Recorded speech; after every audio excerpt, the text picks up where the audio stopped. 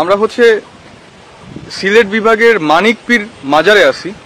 এটা আসলে এত উঁচু যে আমার তো মনে হচ্ছে যে এটা মাউন্ট এভারেস্টের থেকে উঁচু।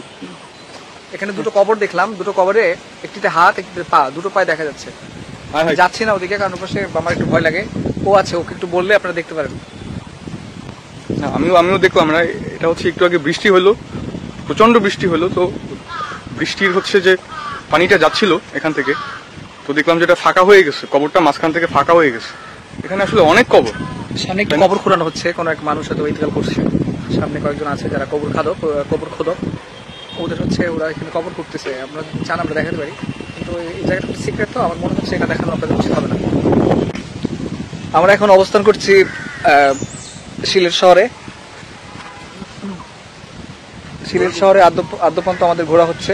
আমরা এখন যে জায়গাটিতে আছি, এই যে হচ্ছে মানিক মিয়া টিলার, ওনার হচ্ছে একজন পীরের, ওনার হচ্ছে মাজার, এখানে সমাধি।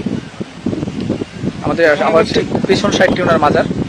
এখানে দুইটা কবর দেখলাম, যেটা হচ্ছে ফাঁকা, মানে হাতগুলো দেখা যায় কবরে। এখানে আচ্ছা, ওখানে আমরা যাচ্ছি না, কারণ আমার নিজস্ব ভয় লাগে।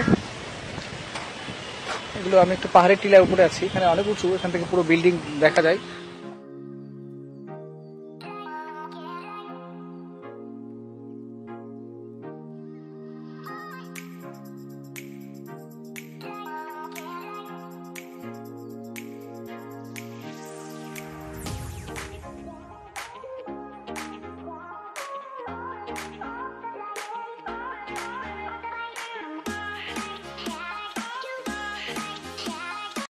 এইখানে কবরের সংখ্যা আমার তো মনে হয় লক্ষাধিক।